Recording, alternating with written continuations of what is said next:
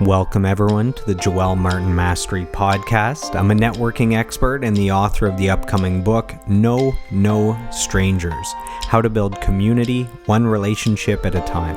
My why is the pursuit of mastery, and the goal of this podcast is to lock arms on a lifelong mission of daily personal growth to become the best version of ourselves.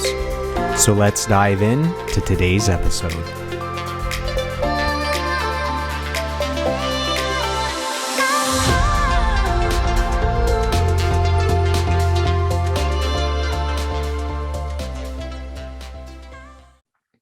Welcome everyone to today's episode of the podcast, where I'll be sharing what I believe, in my humble opinion, to be the best albums of 2021.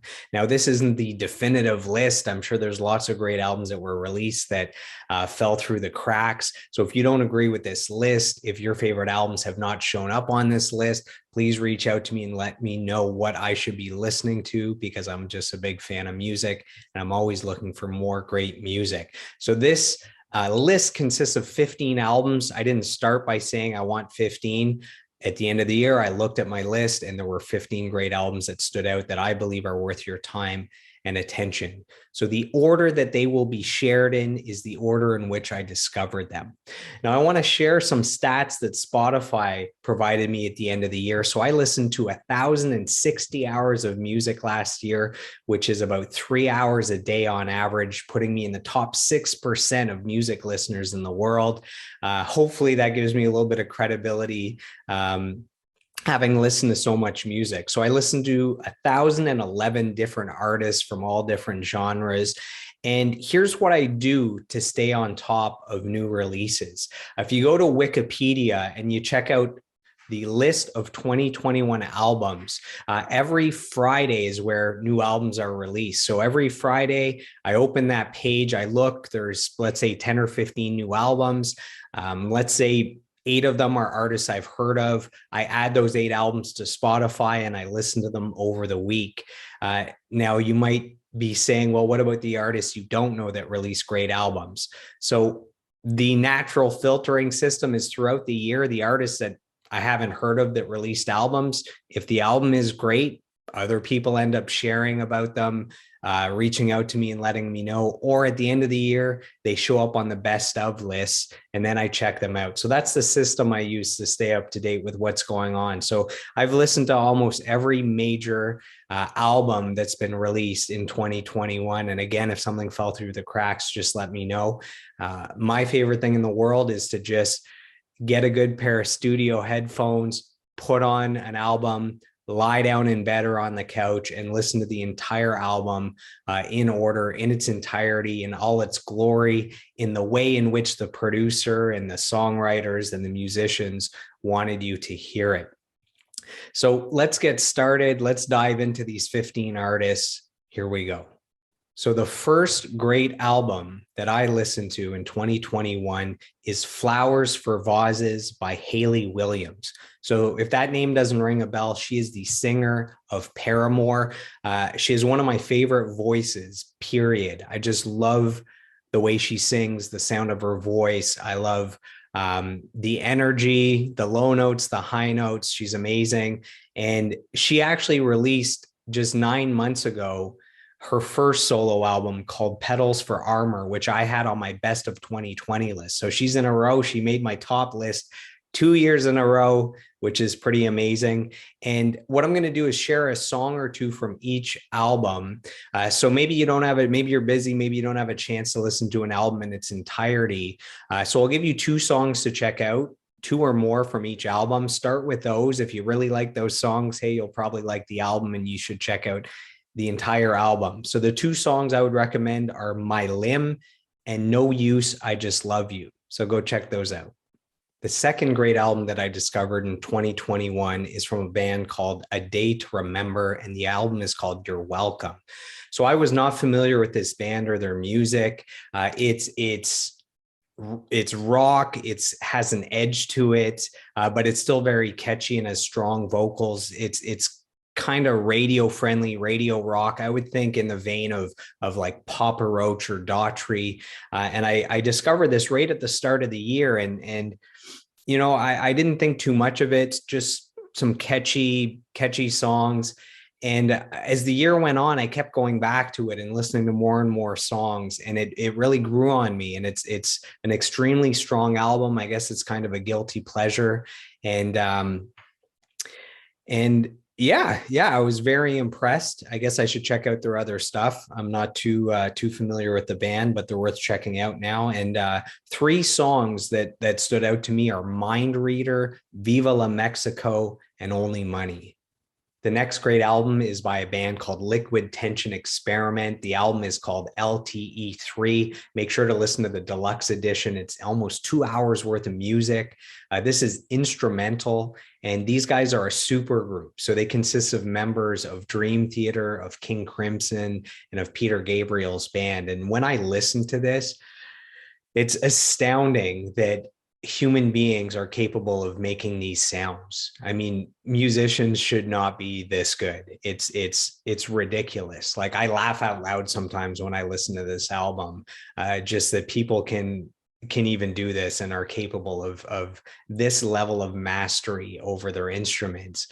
So out of all the albums I've listened to this year, this is technically probably the best music that I've listened to. All the great musicians that I know personally, I told them, you got to check out this album. It's just insane. So it's heavier, it's progressive rock. And the songs that I would recommend checking out are Keys to the Imagination, Blink of an Eye, and Your Beard is Good. So these songs are like 8 minutes, 10 minutes, 12 minutes, 15 minutes long. They're epic. So if you like Tool, you'll probably like Liquid Tension Experiment. The next album is my most played album of the year. I am proud to say that the album Sour by Olivia Rodrigo is incredible. I mean, I did not have big expectations. I knew the song Driver's License, global hit. I thought this was just like a pop, just a little pop record. And it ended up essentially being 2021's version of Alanis Morissette's Jagged Little Pill from 1995, where you had this young, angry female that really resonated with a lot of people globally. That's what we got. I mean, I didn't expect this much attitude and edge on the album. I mean, she was 17 or 18, and there's some heavy songs on here. There's some anger and some edge and some sass and some attitude. And I was blown away. The first time I heard it, I said, this is the album of the year. And the Grammys have acknowledged that with like 6 nominations. So she's up for Best New Artist, which I think she's going to win. She's up for the overall album of the year. I mean, there's 1,000, 2,000 albums released per year. So even to get a nomination as, one of the best 5 or 10 albums of the year is incredible. I think she might actually win. There's a few great albums that she's up against, but this is arguably the biggest album of the year. It's the 3rd best-selling album. You have Adele coming out at the end of the year, and in just 6 weeks taking the #1 spot for best-selling album of the year. But I believe this is a better album than Adele's album, and I am a massive fan of Adele. So there you go. I said it. Let's see, what else can I say about this? I was just super impressed. I mean, there's no album in 2021 that I listened to more than this. It's just got a ton of great songs. I love the entire album. I'm gushing like a fangirl, but this is worthy, man. This album is worthy of your love and attention and your praise. So, man, you can listen to this album start to finish, but if you had to start with a few songs: Driver's License, Deja Vu, Good For You, Traitor, Jealousy. I know I just named half the album, but I don't even know where to start. So go check out that album, Sour by Olivia Rodrigo. Up next is the album Conduit from the band The Spill Canvas. So I used to listen to these guys years ago. They had some great songs. They had some great albums. I hadn't heard from them in a long time. And then I was excited to see that they had a new album this year. And I listened to it all the way through, and I thought it was super solid, probably their best album. And if you're not familiar with them, they're it's just very catchy pop rock. So they're more rock than pop, but they have a ton of hooks, a lot of earworms. Their songs get stuck in your head. And the songs I would recommend to check out are Firestorm, Calendars, Gallon, and Molecules. Up next is the album Scaled and Icy by the band 21 Pilots. I've been a fan of these guys for a long time, since their debut. And one thing I've always loved about them is how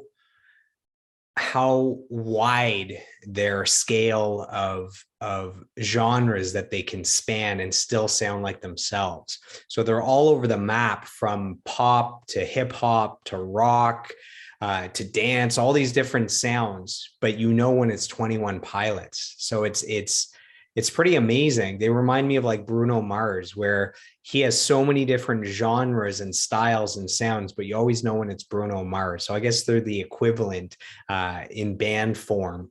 I'm ashamed to say that back in the day, when they first started getting big, I had tickets to see them live, and I ended up selling the tickets last minute because something came up. So I've still never seen them live. And, during the pandemic, where there's no concerts going on, what I wouldn't give to see them live, or any band for that matter, but specifically them. So if you're going to check out just 2 or 3 songs, check out Saturday, Bounce Man, and Redecorate. Up next is an album that you want to crank in your car. So this is Typhoons by the band Royal Blood. Now, I've been familiar with these guys for a long time. A lot of my friends are huge fans. These guys used to be just really heavy. They had a good, tight, heavy sound. The new album has a lot of dance undertones. It's super catchy. It's undeniable. I would suggest checking out their singles, Trouble's Coming and Typhoons. And I'm telling you, get in your car, crank those 2 songs, especially Trouble's Coming. You feel pretty badass. You might get a speeding ticket. It's not my fault if you do. So this next album, I'm going to admit that I am definitely biased to this artist. So this is one of my favorite artists of all time. This is John Mayer with the album Sob Rock. So super biased. You need to check it out for yourself to see if it's worthy of my praise or not. I go all the way back as a fan to when I was 16 or 17. My final semester in high school, I was able to do a co-op at a recording studio in Ottawa called Distortion Studios. This studio was built for Alanis Morissette back in the day. And when I was there, the studio manager said, "Have you heard of this John Mayer kid?" He was like in his early 20s and had just released Room for Squares. And he was showing me this live footage where this John Mayer kid was an incredible guitarist, and now the world knows that. So I go way back. So this is the change for him. I mean, he used to be kind of acoustic, and then pop, and then more blues, and then country. And with this album, he wanted to kind of throw everything out the window and bring something new. So this is like an homage to the 80s music that he grew up with as a kid. And what I love is he doesn't take himself so seriously with this album. So he's a funny dude. If you watch the music videos for the singles on this album, they're all they all look like they're from the 80s. They're making fun of the music videos and how cheesy they were back then, and he's making fun of himself. And I really like that. So I've seen John Mayer live so many times. I saw him in London, Ontario, in Toronto, in Ottawa, in the US. And I'm really happy that he put out a great album in 2021. So what songs should you check out? Well, the single Last Train Home, check that out. But also he just released a ballad version, which is more acoustic. There's a guitar solo, and sounds incredible with headphones on. Check out It Shouldn't Matter, but It Does, and then check out Shot in the Dark. The next album is by The Killers. It's called Pressure Machine, and it is not what I was expecting. I'm used to the old Killers, the dance rock stuff, Mr. Brightside, the stuff from their album Hot Fuss, Sam's Town, some of the other albums. This is like out of the book of Bruce Springsteen, so heavily influenced. It's very acoustic, very folk. And it's a concept album that's based on their singer Brendan Flowers' childhood growing up in a small, a very small hometown, and it's all the dark stuff that you get, drugs, loneliness, depression, suicide, murder, death, all that stuff. And there's all these interviews happening with people from this fictional town, I suppose, where they talk about what it's like living there, growing up there, people dying there, all that stuff. And to me, when you put it on and you listen all the way through, it's like you're listening to a documentary. It's like you're watching a documentary on Netflix about a small town, and you just happen to only have the audio instead of the video as well. So this is one that I suggest listening all the way through to really get the story and the vibe of what they're putting out. If you can only listen to one or two songs, check out Terrible Thing, and also check out Cody. But you should dive in all the way through. It's one of those concept albums. Up next is If I Can't Have Love, I Want Power by Halsey. So she teamed up with Trent Reznor and Atticus Ross of 9 Inch Nails. And this is a completely different album for her. This is a change of style, change of sounds. This is heavily influenced by alternative rock, grunge, punk, industrial. I'm a huge fan of 9 Inch Nails and of Trent Reznor. I think those guys are geniuses, and you can feel their touch all the way through this album. It's a haunting album. You can hear the piano sounds of 9 Inch Nails. You can hear their experience scoring different movies where they've won all these Academy Awards. So movies like The Social Network and The Girl with the Dragon Tattoo. What else? They did a Disney Pixar movie recently, Soul, I believe that was them as well. So you can feel that darkness, you can feel that movie score orchestration. And it's a great album, man. It's received a Grammy nomination, I believe, for Best Alternative Album, and it really grew on me. I mean, it's some of the stuff is uncomfortable, like the songs aren't super pleasant. Some of them, there's certain notes and sounds that have discomfort, but we have to keep in mind that this is a concept album about the joys and horrors of motherhood and childbirth and all those things. So it's not supposed to be just pleasant and a cakewalk. So check that album out. And the songs I would start with are Darling and Honey. I'm proud to say that I know the next musician personally. So this is Donovan Woods with the album Without People.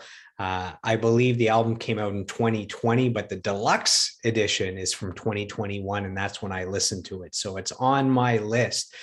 So way back in the day, I used to see him in the GTA in the Toronto area. I'd go out and watch him perform at these smaller venues, and he was always incredible. His talent was undeniable. And I remember way back then, that was, I don't know, 6, 7, 8 years ago.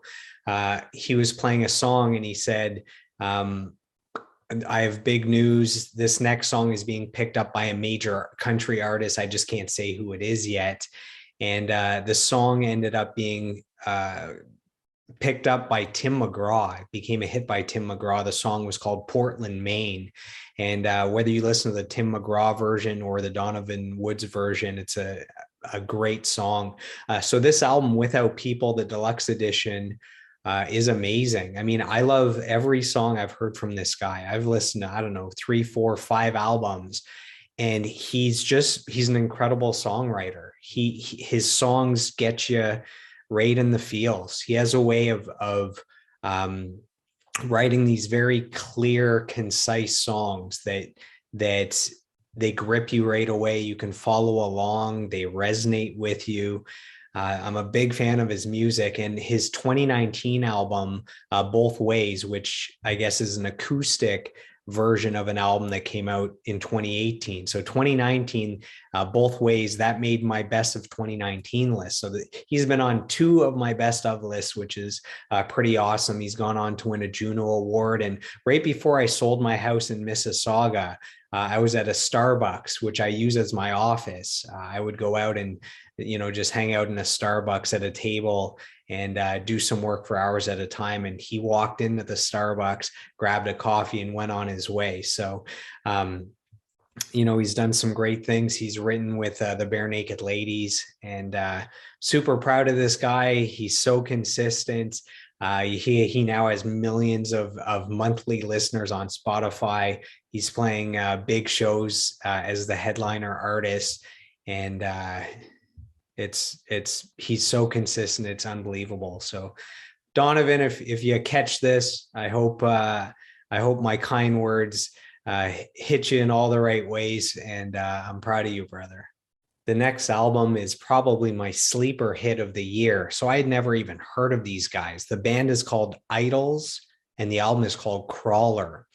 So apparently this is their 4th album. It's the first I hear of them, and I just happened to be on Metacritic, and this album received critical acclaim across the board. I thought I would check it out, and I was just floored. I mean, this album has so much atmosphere and darkness and attitude, and it's just super unique. It's an experience. It's definitely an album that you want to hear, you want to listen to with a good pair of headphones. So it's not an album that has, this hit single or that hit single. It's just, as a whole, it's so consistent, and it's a unique sound and idea and concept. And man, I was blown away. So, listening to it is like an event. Like I sit down, like I'm going to watch a movie, essentially. It's just so engrossing. And some songs to check out are MTT 420RR. That's the name of the first song on the album. And then the single, The Beachland Ballroom. The next album is Optimist by Phineas. So if you're not familiar with the name, he is Billie Eilish's brother, and he deserves a ton of credit for her success. He's her engineer and producer and co-writer, and he recorded her albums in his bedroom. And I'm glad he has his own album here, because he's an incredible talent. And you know what? I love the songs. I love his voice. His voice sounds incredible. So, it's his talent. It's also good microphone choices. I just love listening to his voice with some good headphones on. It's well mixed. It's like the right compression and reverb. And I was very surprised at how great this album is. And you can tell he's a producer, because the songs, they go across a wide range of genres, and as a producer you have to listen to all genres and love all genres so that you can work with artists of all genres, and you can hear that wide spectrum across the album. And you can tell he's a great producer because he makes it all work, taking all different genres and producing it properly so it sounds like one artist, one album, one vision. Songs to check out: A Concert 6 months from now, The Kids Are All Dying, and The 90s. We're going to keep it in the family for the next album. So this is by Billie Eilish. Happier Than Ever is the album. So we just talked about her brother Phineas. So the siblings each put out a great album in 2021. Both of them make my top 15 list. And man, talk about pressure. So Billie Eilish is following up her debut album, When We All Fall Asleep, Where Do We Go? And it was one of the best-selling albums of 2019. It won a ton of Grammys. It set all these records. It made her the youngest person to win this many Grammys, or major Grammys in one night. It was an instant classic. Even though it came out in 2019, Rolling Stone already has it on the list of 500 greatest albums of all time. That album is unbelievable all the way through. The sound, the vision, the songs, the flow, telling of one story. I mean, it's an impossible debut album to follow up. And here's the follow-up, and it's a massive success. Number 1 in 25 countries. It's up for 2 more Grammys. Album of the year again. What's the other one? Best pop vocal album.